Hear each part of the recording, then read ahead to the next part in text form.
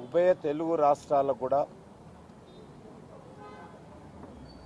గతంలో కాంగ్రెస్ పార్టీ అధ్యక్షుడిగా మంత్రిగా అనేక బాధ్యతలు నిర్వర్తించడం జరిగింది.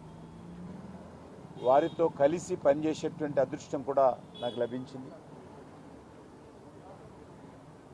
వారు ఏ రాజకీయ పార్టీ అయినప్పటికీ కూడా ఒక మంచి వ్యక్తి, అందరితో స్నేహభావంతో ఉండేటువంటి వ్యక్తి.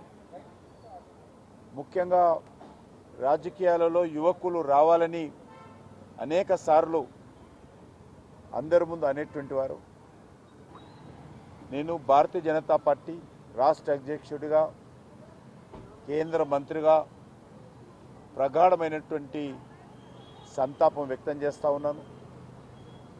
వారు ముఖ్యంగా వారి కుమారుడు భారతీయ జనతా పార్టీ పార్లమెంట్ సభ్యుడు మరి ధర్మపురి అరవింద్ గారికి, వారి ఇతర కుటుంబ సభ్యులందరూ కూడా మరి ఒక సానుభూతి వ్యక్తం చేస్తూ ఉన్నాను.